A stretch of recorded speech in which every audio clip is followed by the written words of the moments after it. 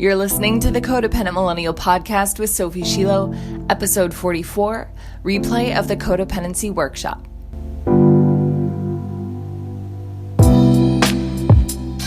Hello, my loves. I hope you're all doing so well. Today, I want to share with you a pretty substantial portion of the free Codependency Workshop that we had last week. There was an incredibly powerful Q&A section where I answered everyone's questions and did live coaching with people who came live to the webinar, which was just unbelievably good. I'm so grateful to everyone who came live and to everyone who was brave enough to volunteer to get coached. It was so much fun. Because of course I want to respect their privacy, I will absolutely not be sharing any of the Q&A here on the public podcast with you, but I will be sharing the teaching portion of the workshop because I think it's really valuable information and I don't want you to not have it. So stay tuned for that. It's going to be incredibly powerful. I highly suggest that you get out a pen and paper for this one. Maybe, clear an hour of your schedule and really decide to show up for yourself by engaging with the material that is shared in this replay of the workshop. Now, in this replay, you're going to hear me talk about the Codependency Cure Mentorship.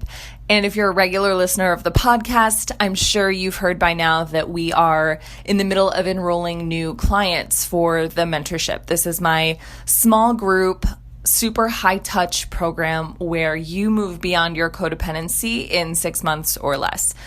If you are interested in applying, if you are interested in learning more, simply go to go.codependentmillennial.com. As of today, May 12th, we have 3 spots left in the program. So if you would like one of these 3 spots, if you know that now is your time to heal your codependency, if you are no longer willing to struggle with people-pleasing, with boundary issues, with low self-worth and low self-esteem, with indecision, with not trusting yourself, with guilt and shame, then you owe it to yourself to explore the program and to see if it might be the right next step for you in your codependency healing journey. And again, if you want more details about that and you'd like to apply for the program, then you can just go to go.codependentmillennial.com and fill out the application there. There's also a link in the description of this episode. So without further ado, let's get on to the replay of the Codependency Workshop. Where the recording will begin is right after I have introduced the 3 main topics, the 3 essential elements for healing that we're going to be focusing on in the training, in the workshop. So those are boundaries, number 1. Number 2 is making strong decisions and sourcing permission and approval internally rather than from outside sources and outside people. And the 3rd element of healing is self-trust. Enjoy. The reason why I chose these 3 is because they really are essential. If you don't have boundaries, then you don't have control over your life. Everyone else does. All the people with which you don't have boundaries, they get to determine the course of your life, not you. So that's pretty important. The second one, confidence. If you don't have the confidence to take action, again, in your life, then you will not be in the proverbial driver's seat. And so confidence is specifically a codependency related challenge. Because in codependency, your confidence is eroded because you've been so reliant on everyone else outside of you to be either a source of authority or permission or validation. So obviously that's important as well.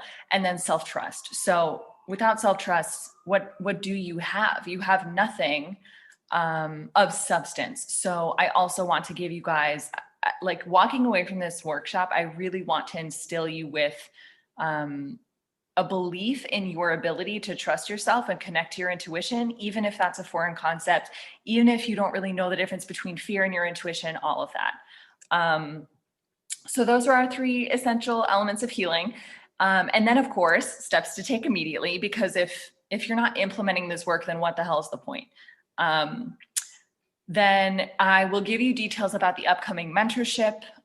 This is the way in which I work with my clients. And if you are connecting with the content in this class, in this workshop, and you want to take it deeper and you want personalized support, you're like really ready for this, then you'll get all the details there. Then I'll tell you about the gift that you get for showing up live, which I'm so excited about. This is something that I've never done before and I cannot wait. I'm just so excited. So that's number 5. And then last but not least, definitely not least, we have the Q&A and live coaching. So if you came to this workshop with questions, you will get them answered at the end of the class. So who the hell am I? Why am I talking to you? What are we even doing here? I am a recovering codependent. I started my codependency healing journey over a decade ago, which is crazy to me now. I was talking with a client yesterday and she was like, maybe some of you guys have heard me talk about this on Instagram, but she's like, I don't believe, it's hard to believe that you were ever codependent, seeing you now and hearing you just talk now. But I want to tell you guys all that I struggled really badly with codependency. I didn't have an identity outside of self-sacrifice. I had absolutely no connection to my intuition. I didn't know what kind of food I wanted to eat, what kind of flowers I liked. I didn't know what I wanted to wear. I didn't know what I wanted in life in a general sense. Was completely at the whim of people around me that I, wanted to people please. That was where I gained an identity, which is terrifying to say now, but some of you might be there. And I want to tell you, it's okay. You're in the right place. We'll work on it. And this quote here that I decided to highlight was at one of my rock bottom moments. The decision for me was between dying, trigger warning, I was suicidal for years. I had to decide between ending my life and actually deciding to entertain the possibility that I maybe deserved to enjoy being alive. And like seeing me now today, you're probably like, oh, you've always enjoyed being alive. Like you're a happy person. And yes, I love my life and I enjoy being alive now, but it was not always this way. And that is because I didn't have boundaries. I didn't have confidence. I didn't trust myself. I didn't know that I was allowed to trust myself. I thought it was like an affront to the other people in my life. I thought it's just a mess, y'all. It was a mess. So I want to tell you, even though this is a bleak quote, it does get better. Living proof. So no worries if you're feeling that way. You're in the right place. So what is codependency? Where do we even begin? Yes, I made a long list. Yes, the list is 500 more terms long. This is not an exhaustive list, but if you can identify, I want you guys to type in the chat right now, what is an element? And by the way, in the chat, if you want to be anonymous, you can actually post anonymously, even if you don't want, if you want to answer the question, but you don't want your name to be shown, you can answer anonymously in the chat. So do you see any of these traits showing up for you in your life? And if so, which ones? And if not, just type in the chat, like what other elements of codependency are the hardest for you to work with? Maybe it's people pleasing for you. Maybe it's indecision. Maybe you're just riddled with shame and you just can't move forward in your life. But type in the chat and let's hear what people are like. Why are you here? Let's hear what people are struggling with right now. And this is, like I said, it's not an exhaustive list. But what I do want to say is that shame specifically is one of the places where codependency grows. One of the places from which codependency comes. When you feel shame, that is this like inherent, like it's a deep, there's something wrong with me. The way that I am, the person that I am, like is bad or is wrong. And if you have that sentence anywhere in your mind, of course you're going to want to people please. Of course you're going to want to seek other people's approval because you don't think yours is good enough. Of course you're going to want to try and prove your worth or deservedness outside of yourself with other people, with other things, with accomplishments. And by the way, when you do that, when you seek it all outside of you, it will never be enough. It is this futile exercise of getting internal peace with an external thing. So if you've been trying that for a while and it doesn't seem to be working, there's nothing wrong with you. There's just something wrong with that method. It's never going to work. Okay, great. So we have a lot of yummy things in the chat. Self-neglect, but also the top 4. Yeah, Kim. Yeah, self-neglect, people-pleasing, emotional reliance on others, and waiting for permission. Yep. Shame, guilt, and anxiety from Tegan. Hey, Tegan. Chelsea says, fear that my family will be cheated financially, go to jail, or face other harms if I don't manage all their affairs. Oof, Chelsea, that's a big one. I mean, man, we could talk for a long time about that. I also struggled with that a lot, thinking about, I mean, oh man, micromanaging. It's like codependency is the headline. Micromanaging everything and everyone in your life is the little subtext. Yes. And Chelsea, that's really hard. That is probably weighing heavily on you. Larry, hey. Oh my gosh, it's so good to see you, Larry. People pleasing, shame, control issues, fear of abandonment. Lauren, self-neglect, guilt, wanting to control others, lots of them. Yep. Kate, honestly, I struggle pretty badly with all of those. Ding, ding. Yep. Jackpot. Thusa, people pleasing, emotional reliance on others, wanting to control others, all of them. Shame. Yes. Yep. No, I'm working. You're not supposed to not bang the door every time that I'm working. Francesco. I'm going to... Oh no, how do I even mute? Actually, Irina, if you can mute sweet, wonderful Francesco. Oh, thank you so much, Francesco. Francesco, you have a beautiful accent, by the way. I'm jealous. So, okay, a lot of you guys, yeah, anxiety, the shame is rough. Kate, shame is rough. Shame is awful. No self-esteem separate from what others think of me. Yup, that's got to change, Mike. We're gonna work on all of that. Self-neglect, people-pleasing, indecision, emotional. Okay, Tiffany. Yep, all of it. If you're the Tiffany that I know from Instagram, hi, gorgeous. Welcome. All right. So you guys all are familiar. Like, none of this is foreign to you. But I want to tell you that it all makes sense that you're struggling with it. It's not a mystery. So let's, hi, girl. The next question is really important. What is holding you back from deciding to, for example, whatever your issue was that you just typed in, maybe what's holding you back from deciding to stop people pleasing? What's holding you back from deciding to maybe step back from managing all of your family's affairs in a way that is at the expense of yourself and your well-being? What is holding you back from deciding to drop the story around your life that's creating so much shame? What is holding you back from deciding to, or what's holding you back from developing your own sense of confidence and self-worth? What's another one? With the guilt, okay, the self-neglect and the guilt. What do you think? This is such an interesting question, you guys. You can apply it to anything. What is holding you back from deciding to stop neglecting yourself? Like, if you know you're neglecting yourself in very specific ways, what do you think might be holding you back from just not?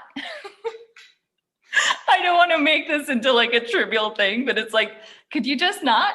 Could you just like stop self-neglecting? And of course, it's not trivial. Like, there is a lot, when we're first starting out healing our codependency, there are a lot of factors that prevent us from stopping the self-neglect. It's so funny when I discuss this with people who aren't codependent, which is like, what kind of unicorns are those? By the way, they do exist. They blow me away. I don't know how they do it.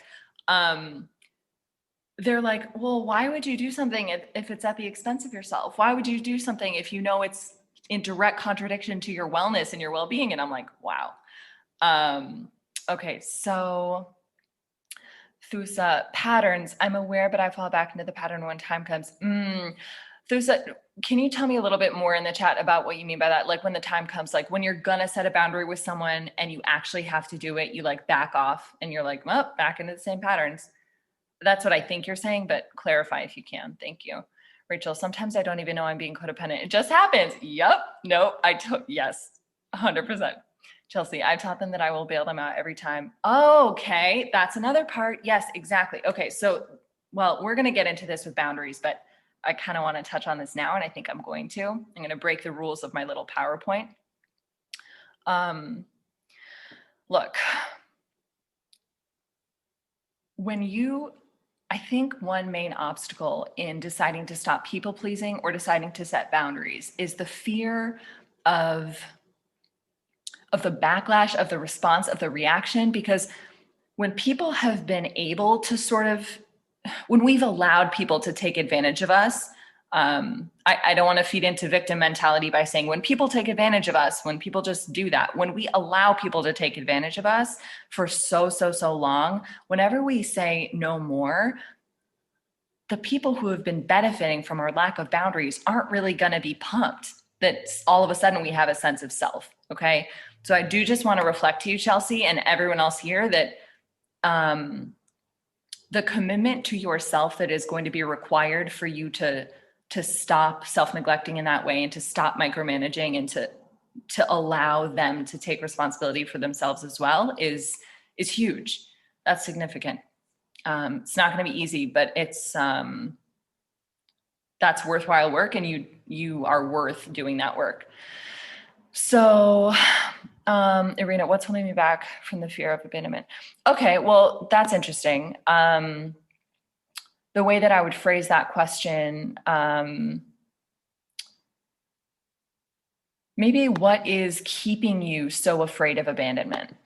Why does the fear of abandonment continue to be such a major theme in your life? I think that's maybe where I would take that.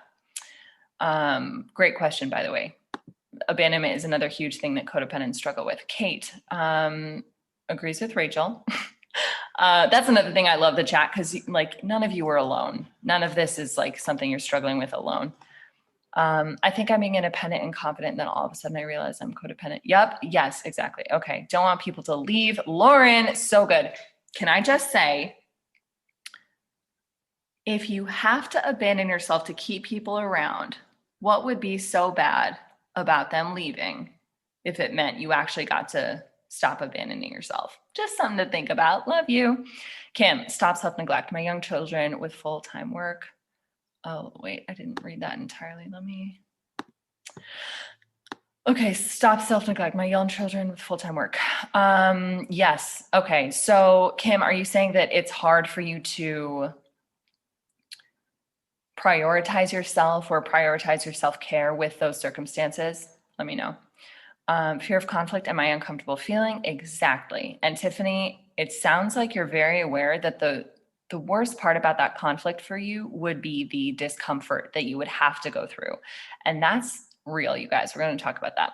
So Thusa, you said, I'm aware after the situation occurs, for example, in relationships, proving or showing my worth and trying to be who I think they want me to be. Oy, yep. But then when I start seeing someone new, that's the pattern I fall into. Oh, yes. Okay, there we go. The familiar is less scary than the unfamiliar. That's exactly right. This is so good. You guys are like, it's almost like I paid you all to come on and comment these things. That is exactly what we're going to talk about later in the class.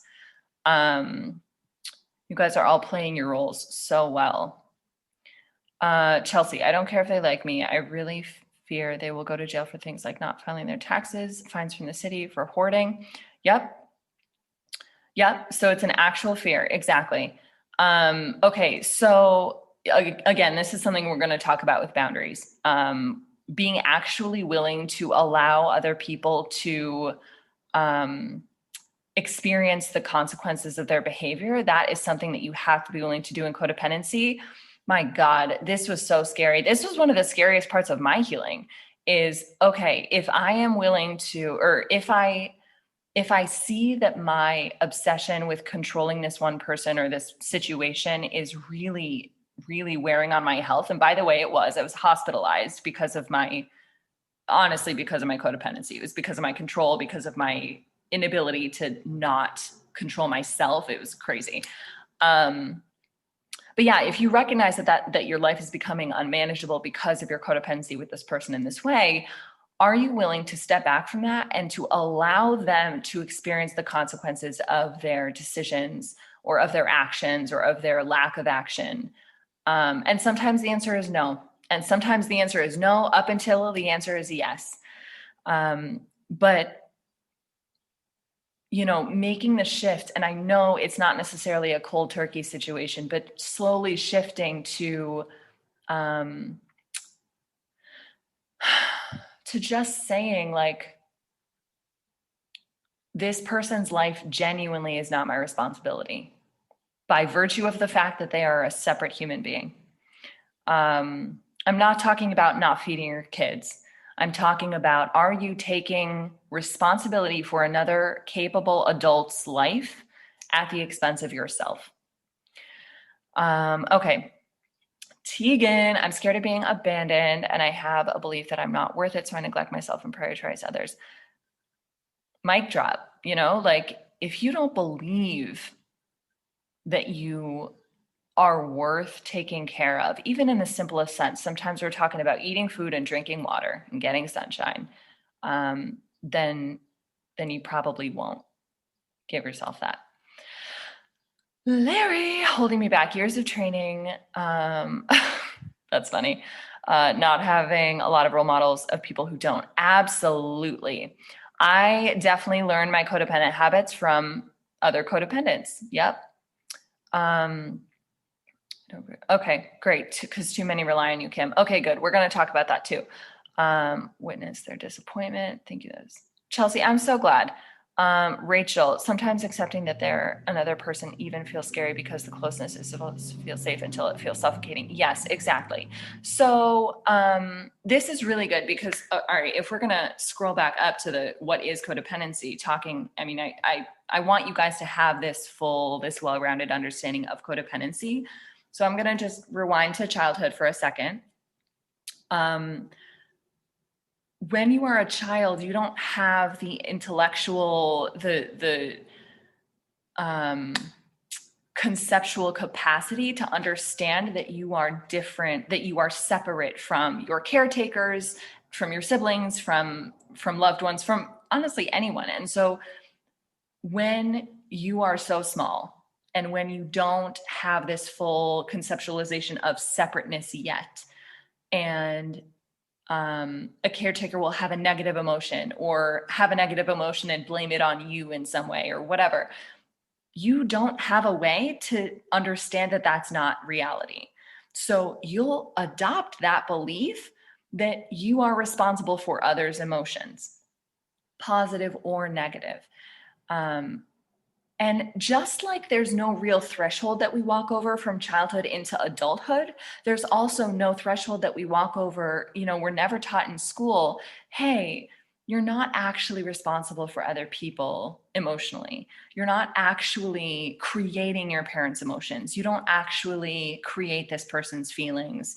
And that is part of the reparenting work that, we do so much in the mentorship with inner child stuff. Like that's reparenting work that you can do now, that you can do literally after this workshop is done, of helping yourself walk over that threshold of, okay, I thought this and it has caused these various problems and tensions in my life. And this is what I know to be true now. The belief that, to go back to Rachel's comment, the belief that enmeshment with another person is safety and is intimacy and is closeness, that is a belief that will cause conflict in your life. If you believe that you must be intertwined emotionally with another person in order to actually get the closeness that we crave as human beings, as, pack animals, as interdependent, interconnected beings, if you believe that enmeshment is necessary for that connection, then you will always be seeking out those enmeshed, unhealthy, codependent relationships. The truth is, y'all, boundaries create intimacy. Boundaries are the mechanism by which you are able to have more deeply connected relationships with other people. Neediness is not close.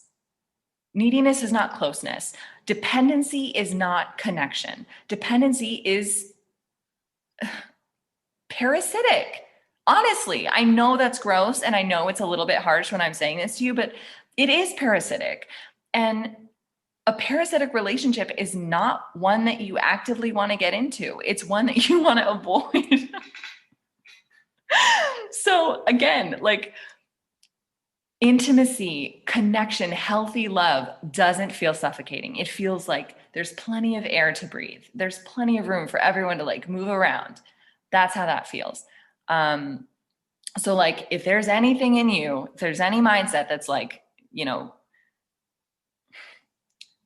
occupying the same molecule of space is closeness, is connection, is intimacy, smash it.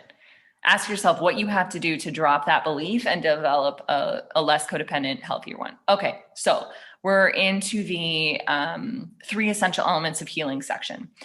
Honestly, we've talked about a lot of this already, but we're going to dive in. I'm way behind schedule, so sorry. But I think we're talking about some good stuff. So boundaries. Remember, boundaries are for you, not against anyone else. If we were setting a boundary in order to get back at someone or be vindictive or hurt someone, we would be just as codependent as before we set the boundary. In that case, that's not a boundary. That's a petty punishment. Okay. That's not a healthy boundary. You set a healthy boundary to say, okay, I recognize the ways in which my interaction with this person are, causing tension for me, causing problems in my own life. And in service to myself, in authenticity to who I am and who I want to be and the life I want to lead, I know that I have to change the way I'm showing up in the relationship. And this is what I'm going to do to make that happen. The boundary formula, which, if you guys are on here, I'm assuming by this point you have received my, you've probably at some point signed up for my codependency cheat sheet. If not, it's on my website. You can find it later. Codependentmillennial.com. And there's a boundaries formula on there. But for now, I'll say it as well. Boundaries are, if you do this, then I will do this. A boundary is not a demand or a request or an ultimatum. It's just, if you do this, I will do this. If you continue to ask about my ex-partner when I don't want to discuss them anymore, I will change the subject or hang up the phone. If you continue to call me that name, call me this derogatory, whatever, I will not have a conversation with you. If you, here's a boundary, Chelsea. If you refuse to collect your financial documents ahead of time, I will not help you take them to the accountant, or I will not help you with TurboTax. If you do not file your taxes, I will not file them for you. That's a boundary that you can set if you want to. If you do not, whatever, I could go on. You guys get it. It's, if you do this, then I will do this. Again, in codependency, so much of the work is assuming responsibility. Then assuming is not the right word, because assume has 2 different meanings in English, but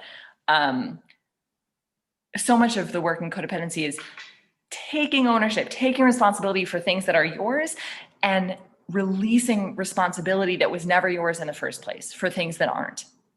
So with boundaries, you are, oh my gosh, train of thought. That was relating to this in some way. Pretty much just when you set a boundary, you are saying, I am going to take responsibility and ownership for what is mine, which is how you are showing up in the relationship, in the, connection, in the interaction, in the situation. And I'm going to release responsibility and release my attempt to control the things that aren't my responsibility. This is not about controlling others, because you can't ever control others. This is about controlling yourself in ways that feel good to you, and not doing things that are at your own expense. So taking action, yes. Okay. So that's going to be the next slide. So then number 2, self-doubt, shame, and fear are different from your intuition. Okay. Let's see. You can feel the difference, and feeling is key. Yes. So when we think about the difference between fear and intuition, this is a conversation that I have, 4 times a week with clients. It's one of my favorites to have, and I will never get tired of it. I will never get tired of helping people learn the difference between their fear and their intuition. You know what fear feels like. It feels constricting. It feels a little sweaty. It feels maybe a little jittery, a little shaky. Intuition feels calm and steady Intuition is not devoid of fear. Intuition is not a guarantee that you will feel confident immediately. Honestly, that's kind of the opposite. Whenever you are tasked, whenever you are challenged with trusting your intuition around anything in life, I don't care if this is a shirt you're buying that you feel called to buy with your intuition. I don't care if this is someone you're going to marry. I don't care.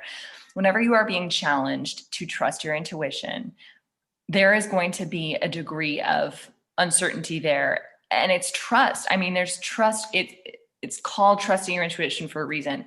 You don't have this magical guarantee of how it's going to work out perfectly ahead of time. You get a feeling and you get to choose to follow it if you want to. A lot of times your intuition will actually show up as an answer or a suggestion that wouldn't necessarily occur to you. And that's probably a good sign. It doesn't mean, oh, I'm getting an intuitive hit to take an $8 million loan and buy this weird abandoned castle in the south of France. That might not be your intuition talking.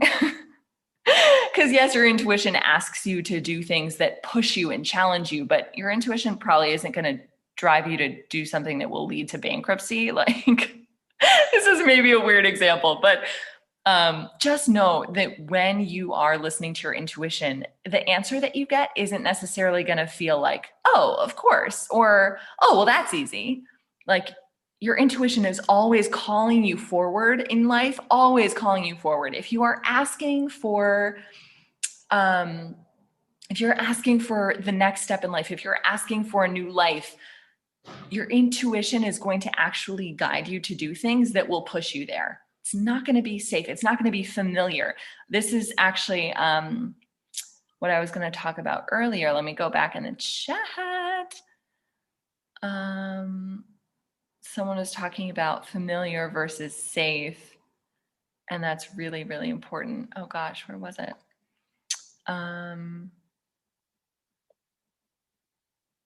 There we go. Okay, so Thusa said, that's the pattern I fall into, and then it feels like the familiar is less scary than the unfamiliar. So good. We're going to talk about this self-doubt, shame, and fear.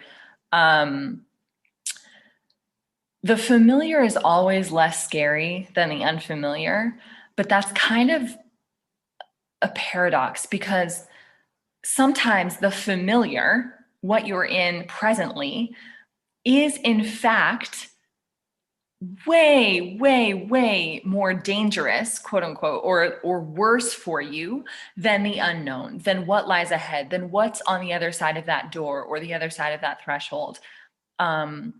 But because of the way that our brains are, evolved, the amygdala is the oldest part of our brain. It's like part of the brainstem. It's the fear center of the brain. It is programmed to keep us alive, which is beautiful. But what that results in is anything that is foreign, anything that is unfamiliar, that is new, is regarded as a threat, even though it might be so much better for us than what we have now. So when Thusa is talking about the familiar is less scary than the unfamiliar, absolutely. Evolutionarily, you're right. Absolutely. But that's not to say that where you are right now is where you should be. It's not to say that where you are right now is good for you. So yes, the unfamiliar, the unknown is more scary because of the stories your brain is telling you.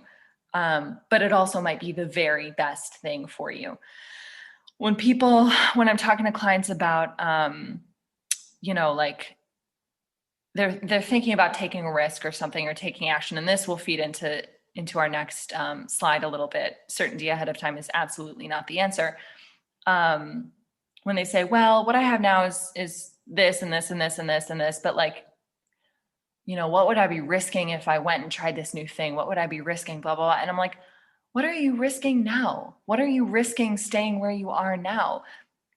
You just told me you're miserable. You're constantly anxious. You're constantly feeling ashamed because you feel like you're living a false life and not making the most of your life.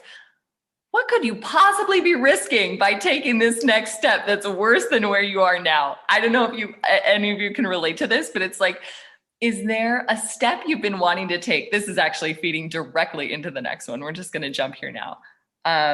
Is there a step you've been wanting to take that you're like, oh, what if this happens? What if this happens? What if this happens? Bitch, what if your current situation happens? Like, what we constantly think about, what if this happens? What if this happens in the future? But like, you're already living a life, or, you know, a certain facet of your life in which you're deeply uncomfortable or in pain or suffering. Is it worth the risk to see? Like, I think yes. My answer is typically yes. With this intuition thing, you know, the mix of deciding, or, you know, differentiating between your fear and your intuition, and then looking at taking action and having the confidence to do that. A lot of things that you feel really afraid of, a lot of things that you have a lot of fear stories about in your brain, are actually the very things that are going to propel you forward, that are, and please pardon the cliched terms here, but I do have to use them because they fit so well. A lot of the things that challenge you the most are the very things that you must do in order to get where you want to be. I know you all know what I'm talking about. We all have experiences in our lives where we can look back and say, wow, yeah, actually, the thing I was most afraid of was the thing that got me the farthest, or the thing that I was most nervous and anxious about doing was actually the thing that moved the needle the most for me. You know, coming back to codependency, that boundary that I was really afraid of setting with that person was the actual thing that started to heal our relationship, because I finally stopped lying about myself in the relationship. Or that boundary that I was so afraid to set, but that I finally did, was the camel that broke the camel that broke the straw's back. That was the straw that broke the camel's back, that then allowed me to find a group of people, find a circle of individuals with which I really connected in an actual authentic way that didn't require me to hide a major part of myself. So if you do feel fear or anxiety or uncertainty around something, it doesn't mean that you shouldn't do it. It doesn't mean that it's the wrong thing to do. And that's all the confidence you need to just, you know, you really don't need this ironclad confidence to move forward in your life. I have set boundaries with my knees shaking. I have sent emails with my hands like vibrating with fear. Like, you don't need a lot of confidence to do the things that you know you want and need to do. I really think you just need to know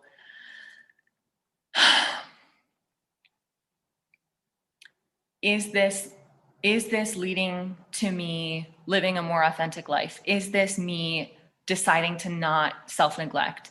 That is really the key. There was one more thing I was going to add there.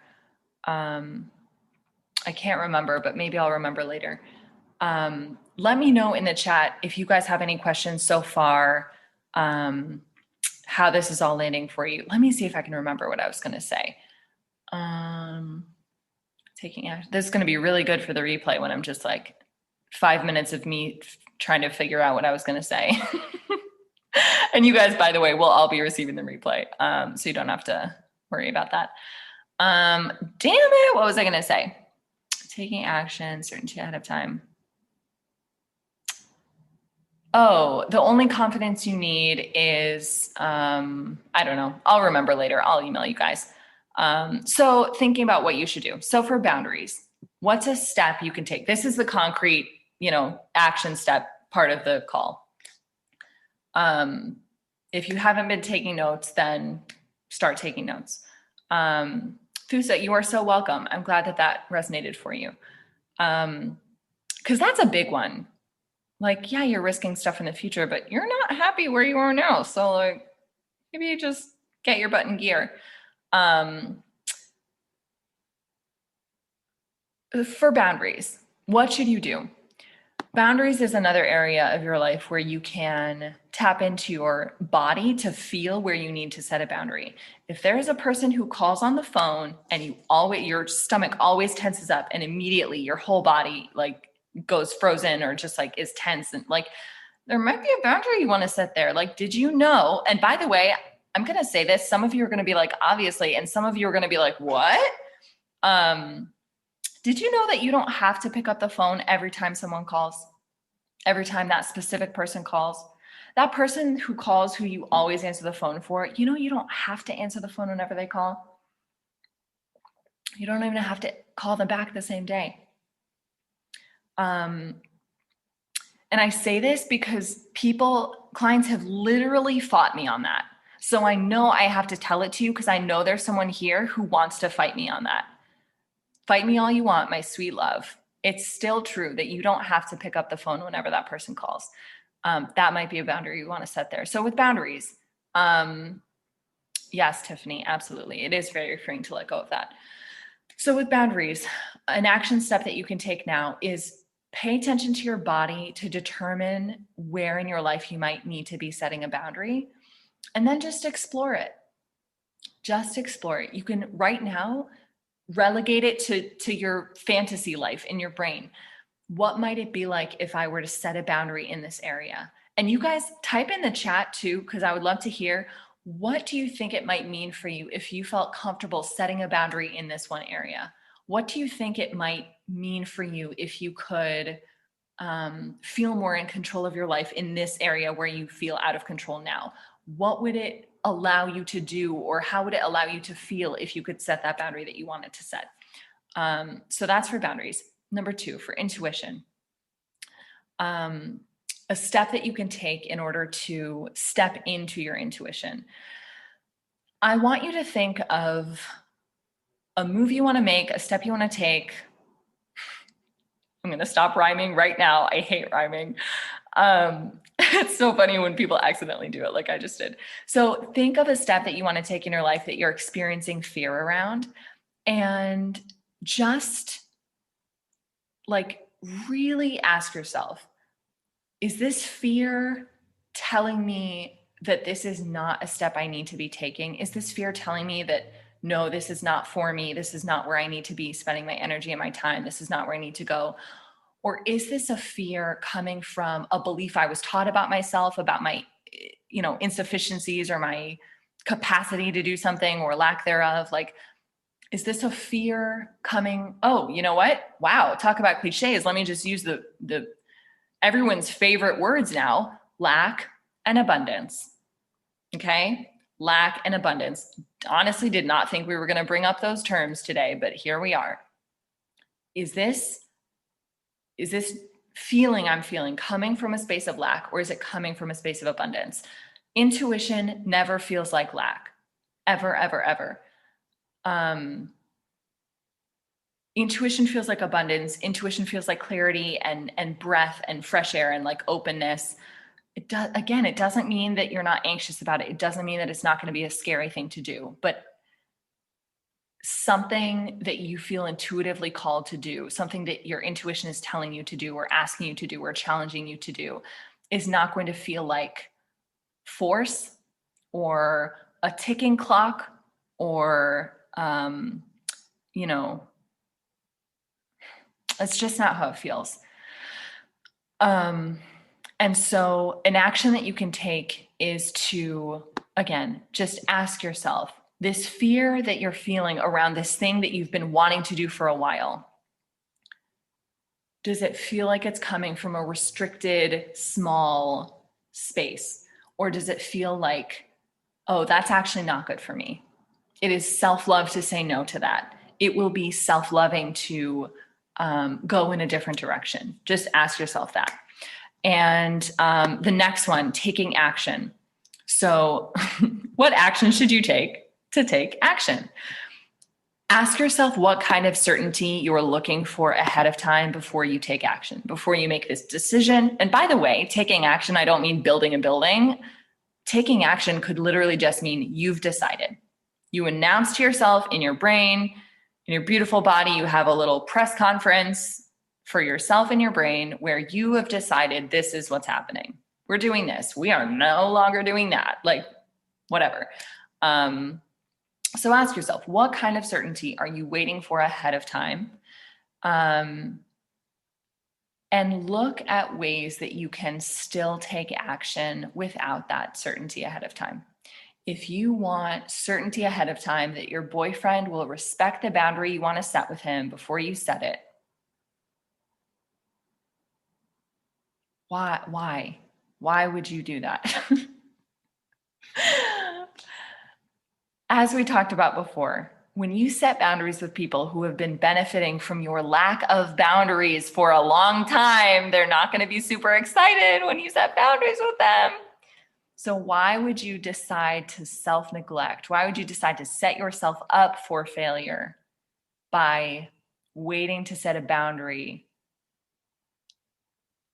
by waiting until after you got this other person's permission for you to do that with your life? Why would you do that? Please don't do that. I'm begging you. Begging is a codependent habit. So don't beg, but I'm begging you not to do that. So that's what you got to do. And then you just have to do it.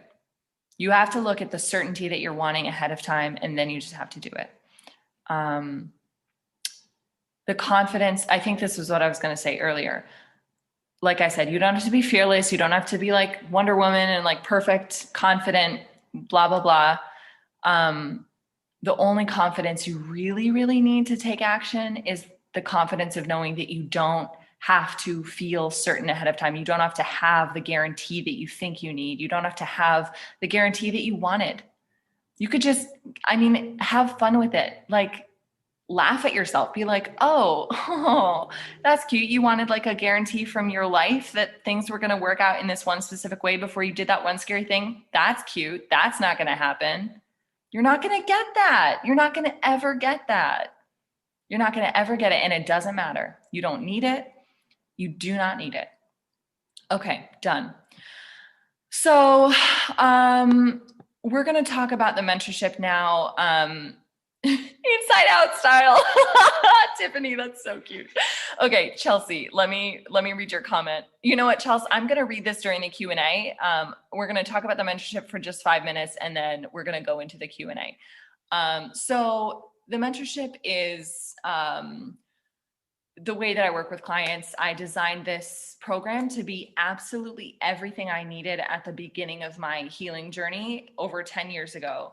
But didn't really have access to. It was information that I had to cobble from everywhere. I, went to therapy for a decade, got coaching, just all of it, read every book on the face of the planet relating to codependency and boundaries and confidence and all of it. And I thought it shouldn't be this hard to heal. I shouldn't have to give myself a PhD on the internet in order to stop people pleasing and set boundaries and take ownership of my life. This is insane. Why is this taking this long? So that's why I did it. The elements of the Codependency Cure Mentorship include weekly calls with a small group. We only accept women. So that's cisgendered women, and also trans women are more than welcome to apply. You have support between our weekly calls in Slack. There is a workbook with tons of worksheets on absolutely everything related to codependency under the sun. We have alumni calls, which are incredible. Well, I'll tell you guys all about this as we go along. And you also have lifetime access to all of the content in the mentorship. So as I add content throughout the years, you will continue to have access to that. So how does it work? I just explained to you the structure. It is amazing. I guess I'll talk about the small group now. So in the Codependency Cure Mentorship, I invite 10 women to join. I like to keep the group small because one-on-one attention is really important to me. And on every single coaching call, I want everyone to have a chance to get coached. It is a coaching program, so that attention is important to me. And I have just little quotes from past clients in here. Accountability is important. So how much one-on-one support do you get in the mentorship? You get a lot of one-on-one support, not only on the calls that we have every single week throughout our 6 months together. Like I said, the calls, they include live coaching where the group is small enough that everyone gets attention, but you also get, I teach at the beginning of all those calls. So you get a lot of one-on-one support. You get private or one-on-one coaching from me in Slack between the calls. So if something comes up in between the calls, you can just post it in our Slack community, which is a texting community. And I'll be able to coach you and give you advice and give you guidance between the calls, because I think that support is important. And if you need one-on-one calls in addition, I do not work one-on-one with anyone outside of the mentorship. I only have one-on-one calls with people who are part of the mentorship. So as the group goes along, if you're loving the group coaching calls, but you need a little bit more attention, you can just book a call at my discounted rate once you're in the mentorship. So Pauline said, I was blown away watching the other girls get coached. It made me feel so understood, like I'm not alone and like I can do this. That's actually an important point. That's why I put that quote there. If you're worried about the group calls, if you've never experienced group coaching, heck, if you've never experienced one-on-one coaching, the reason, again, why I have these small groups of less than 10 women is because codependency and shame, they both have a way of isolating us, making us feel like we are the only person struggling with this, like there's something wrong with us. But when you see someone else get coached on something that you yourself are going through, not only can you feel not alone, you can feel like you are okay. And that completely dissolves the shame around whatever you're struggling with. But you also get to see your problem from a completely new perspective, so that you're able to sort of work through your own problems without necessarily direct coaching on that. Like if you're last in the line to get coached for that day, there are ways that you can really work through your struggles by watching other people getting coached. It's powerful. I'm already in therapy. So one of my old clients, Jody, she said, I've been a psychotherapist for 32 years now. Your coaching blew me away, changed everything. So I think that therapy and coaching are a beautiful marriage. I think that if you have a therapist and you're considering joining the mentorship, or you just want more specific codependency coaching, amazing, beautiful. What about in between calls? Again, like I talked about, you have access to me in Slack 24/7, and we do a lot of coaching in there for anything that comes up between a call. Pauline said, the questions you asked always made me see things in a completely new way. My eyes were opened. I know there is another way. Yeah. Actually, one of Pauline's main things, she struggled a lot with shame. And we just had a conversation a couple of days ago where she was like, I can't believe I'm not feeling this much shame anymore. She's like, I actually appreciate myself, which is weird. It's like, that is weird, Pauline. So what about after the mentorship ends? So you get access to our alumni calls, which happen every single month forever. You get lifetime access to the alumni calls, so that after the program is over, you still have monthly support if you need to come get coached. We actually just had an alumni call earlier today, and it was so much fun. And you also get lifetime access to all of the content. So as I continue to add more and more content in the form of audios, in the form of more worksheets, expanded worksheets, things like that, more text, because I'm writing text now, you'll always have that. So it will be a resource that you can continue to come back to. And I think that's amazing. Does the mentorship focus on, okay, this is a question I received in an email yesterday, I think it was.